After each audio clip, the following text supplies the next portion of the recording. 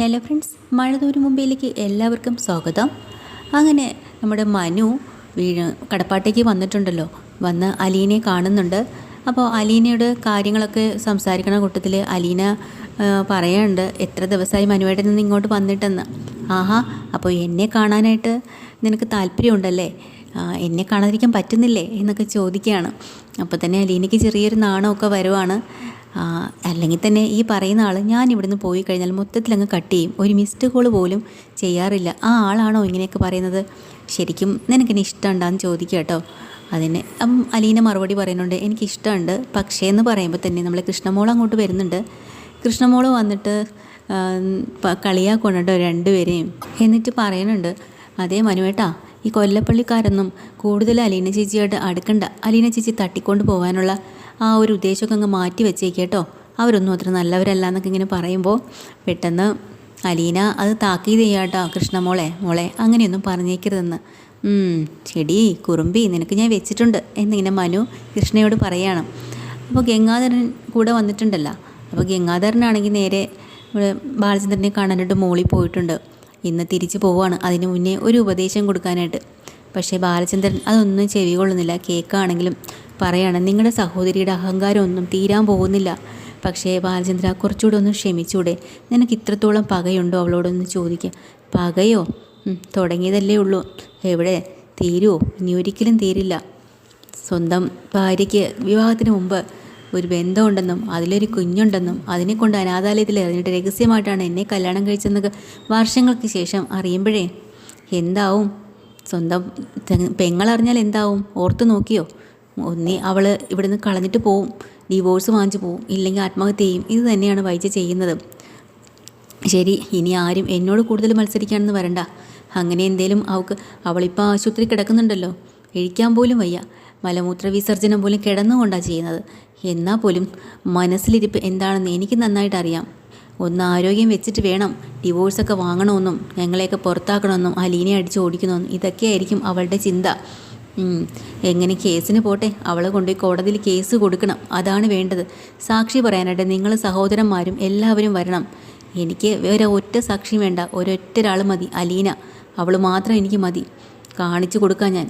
Balendra, please ദയവ് ചെയ്ത് വിഷയങ്ങൾ ഇനി പ്രശ്നമാക്കരുത്. കുറച്ചും കൂടെ ഒന്ന് ചിന്തിച്ചാൽ നമ്മളെ കുടുംബമല്ലേ, അത് അനാഥമായി പോകാൻ പാടില്ലല്ലോ. നിനക്ക് വേറെ 3 മക്കളുള്ളതല്ലേ. അതെ, എല്ലാവർക്കും വേണ്ടി തന്നെയാണ് ഞാൻ സഹിച്ചും ക്ഷമിച്ചും ഇത്ര കാലം ജീവിച്ചത്.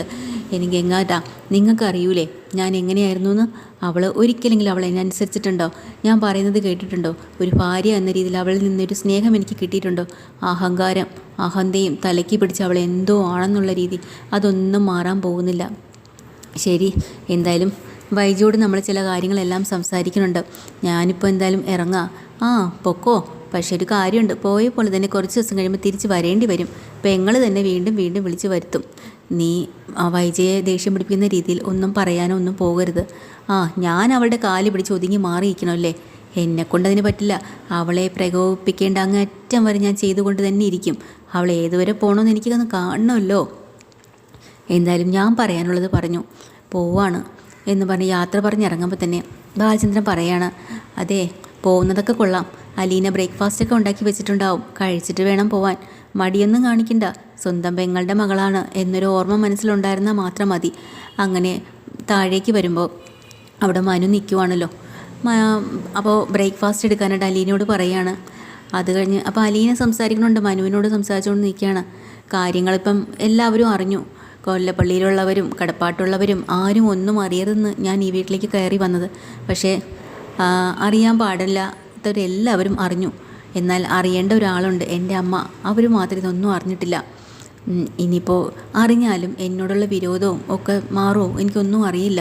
എന്നോട് കുറച്ചുകൂടി ദേഷ്യമായിരിക്കും, എന്താവും പ്രതികരണം ഒന്നും അറിയില്ല. അതൊക്കെ വരും വരായിക പോലെ നമുക്ക് നോക്കാം എന്നിങ്ങനെ അലീനയ്ക്ക് സമാധാനം കൊടുക്കുകയാണ് മനു. അലീന ബ്രേക്ക്ഫാസ്റ്റ് എടുക്കാൻ അകത്തേക്ക് പോകുമ്പോൾ ഗംഗാധരൻ താഴേക്ക് ഇറങ്ങി വന്നല്ലോ. ആ സമയം മനുവിനോടും കാര്യങ്ങളൊക്കെ സംസാരിക്കുകയാണ്. വൈജ, കാലങ്ങൾക്ക് ശേഷമെങ്കിലും എന്തെങ്കിലും ഒരു പക്ഷേ ഇത് തൻ്റെ മകളാണ് അറിഞ്ഞു കഴിഞ്ഞാലേ അവൾ എങ്ങനെയാണ് സഹിക്കാൻ പറ്റുമോ? കാരണം അത്രത്തോളം ദ്രോഹം അലീനോട് അവൾ ചെയ്തില്ലേ? സ്വന്തം മകളോടാണ് ഇതെല്ലാം ചെയ്തതെന്ന് അവൾക്ക് തോന്നിക്കഴിഞ്ഞാൽ എല്ലാം തീർന്നില്ലേ? അതോടുകൂടി പിന്നെ അവളുടെ ജീവിതം എന്തായി? ഇപ്പോൾ ബാലചന്ദ്രൻ അറിഞ്ഞു എന്നതിനേക്കാളും ഏറ്റവും വലിയ വേദന അവൾക്ക് അത് തന്നെയാവും. സ്വന്തം മകളോട് ചെയ്ത ക്രൂരത ഓർത്തിട്ടായിരിക്കും. സാരമില്ല, ഇനി വരുന്നത് പോലെയൊക്കെ നമുക്ക് നോക്കാം, അത്രയല്ലേ ഉള്ളൂ എന്നൊക്കെ ഇങ്ങനെ ഗംഗാധരൻ പറയേണ്ട നമ്മൾ മനുവിനോട്. അങ്ങനെ ഗംഗാധരൻ അവിടുന്ന് പോകുന്ന വഴി വൈജയും കൂടെ കയറി കാണാലോ എന്ന് പറഞ്ഞ് ആശുപത്രിയിൽ എത്തുന്നുണ്ട്. ബാലചന്ദ്രനും ആശുപത്രിയിൽ എത്തുവാണ്. അന്നേരം ഗംഗാധരൻ ബാലചന്ദ്രനോട് ചോദിക്കുകയാണ്, നീ ഇവിടെ വരുന്നതും വൈജയെ ശുശ്രൂഷിക്കാൻ നല്ലതാണ്, അവളോട് സ്നേഹമുള്ളതുകൊണ്ടാണല്ലോ നീ ഇതൊക്കെ ചെയ്യുന്നതെന്ന്.